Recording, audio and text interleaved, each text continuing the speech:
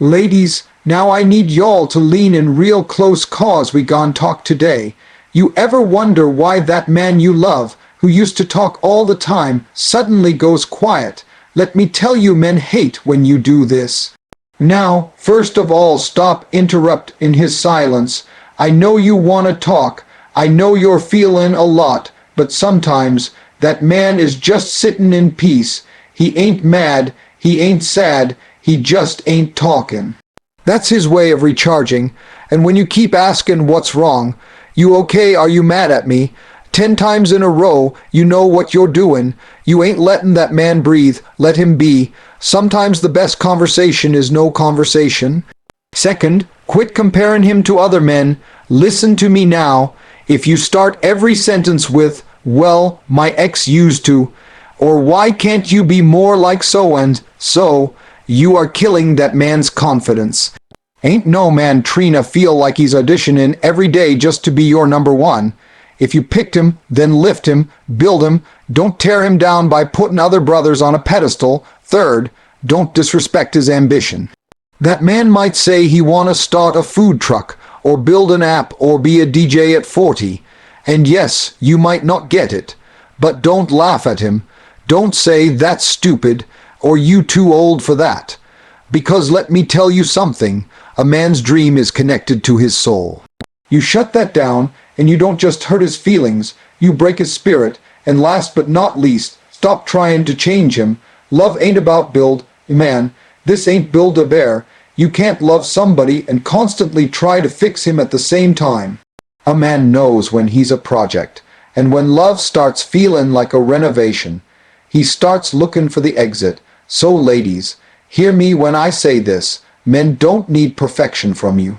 They just need peace, respect, support, and for you to let them be a man in a world that already tries to tear him down every day. Men hate when you do this, but if you stop, you just might see the best version of the man you already got.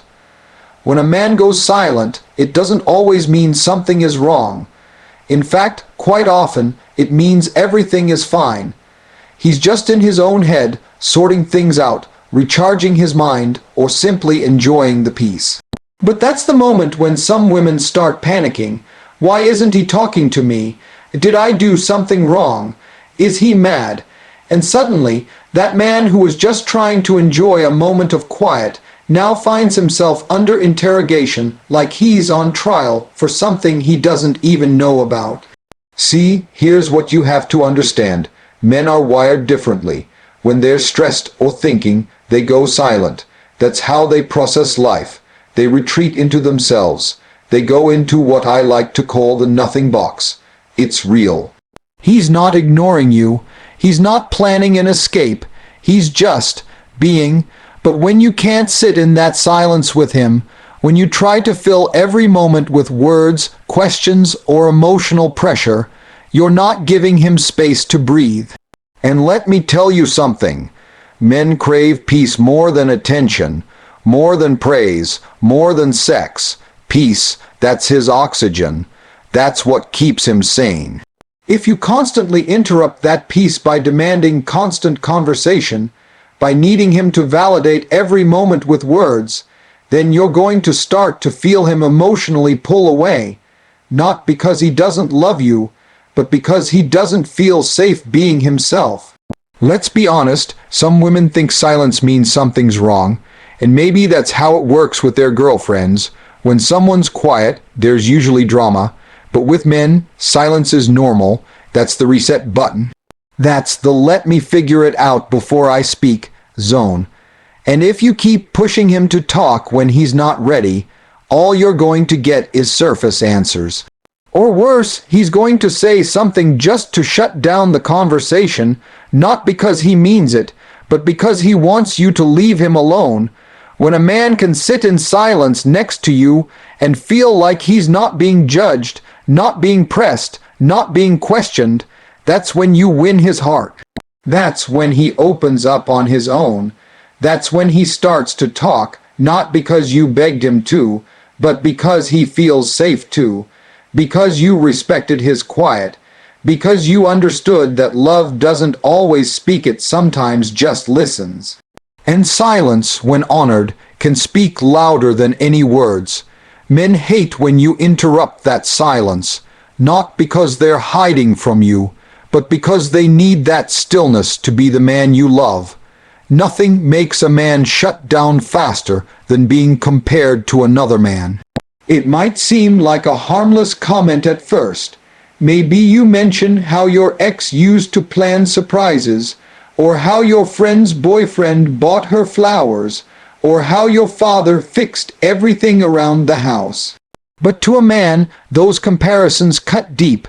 Whether you realize it or not, what he hears is that he's not good enough, that no matter what he's doing, it doesn't measure up to what someone else did. And let me tell you, men don't thrive under pressure like that. They don't blossom when they feel like they're in a race they didn't sign up for. They shut down, they pull away, and they start to feel like they're losing a battle for your respect. Men want to be seen. Not just looked at, not just acknowledged. They want to be seen for who they are and appreciated for what they bring to the table. And when you start drawing comparisons, what you're doing, without even meaning to, is making him feel invisible. Like he's standing in someone else's shadow, trying to live up to a version of a man you already had, or a fantasy of a man you wish you had. That doesn't inspire him. That doesn't push him to do more. It makes him question why he's trying at all. And let's talk about social media for a minute. Because these days, some women will scroll through Instagram and start measuring their man against filtered, edited, choreographed moments. Look what he did for her birthday. Look at how he proposed. Look at their vacation. And then they bring that comparison home like luggage and drop it at their man's feet. Let me tell you something real. A man can't compete with fantasy. He can only offer you reality. And reality ain't always wrapped in roses and private jets. Sometimes reality looks like working 2 jobs, fixing the car on the weekend, and showing up every day even when he's tired. When you stop comparing him, that's when you start noticing the things that matter. Maybe he doesn't write poetry, but he makes sure your tires are safe. Maybe he doesn't cook candlelight dinners, but he listens when you're hurting.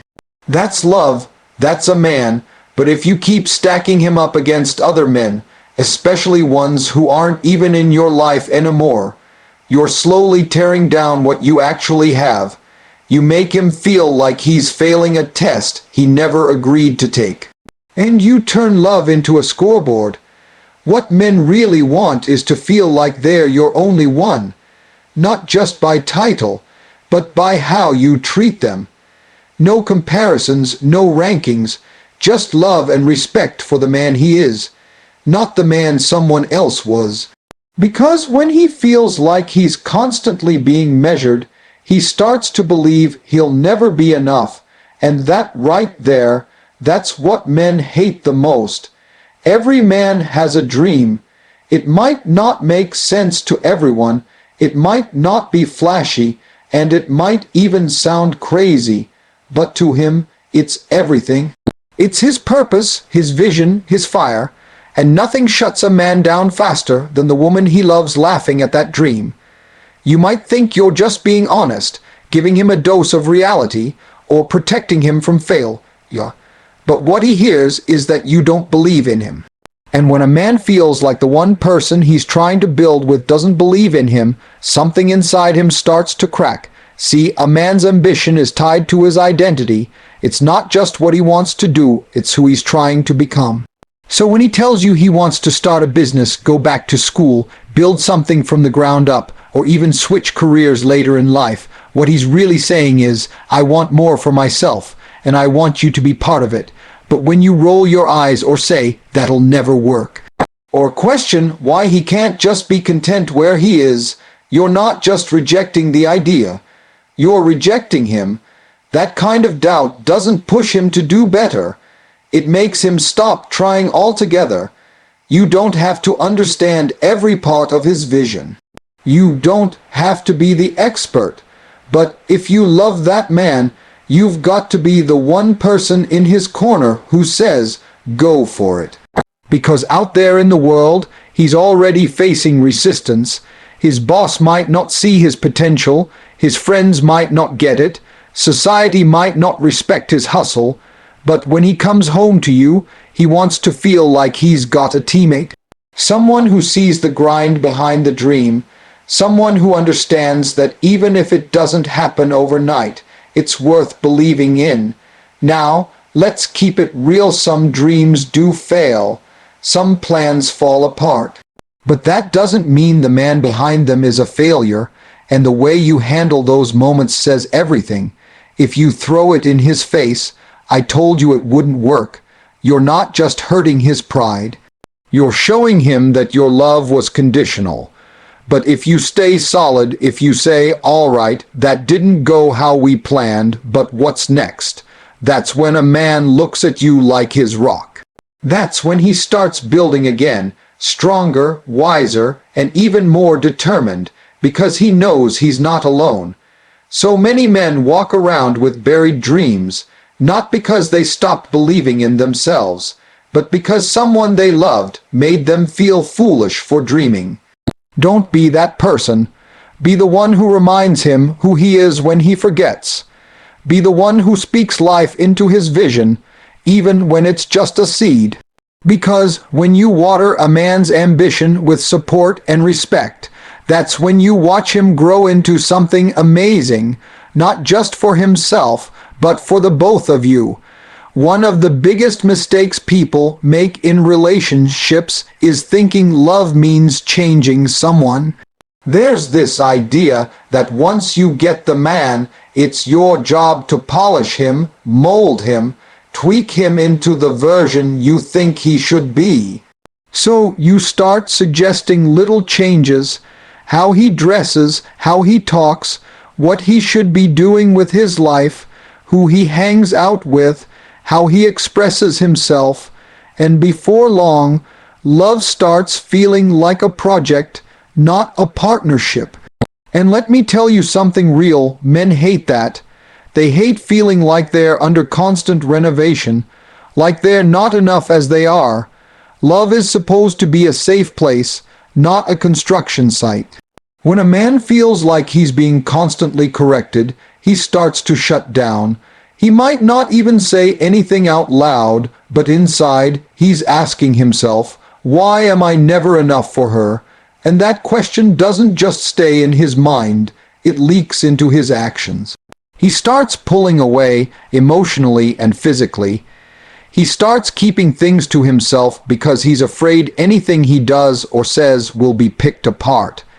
He starts questioning whether the love is even real or if it's just a long-term improvement plan that he never signed up for. Let's be clear, there's a difference between encouraging someone and trying to overhaul who they are. Support says, I believe in you. Control says, you're not good enough unless you change. Men know the difference. They can feel it. When your love feels more like judgment than acceptance, it doesn't inspire him. It wears him down. And no matter how good your intentions are, if you're always pointing out what's wrong, what needs fixing, or what could be better, eventually that man starts to believe that he's the problem, not the situation. Not the circumstance, him.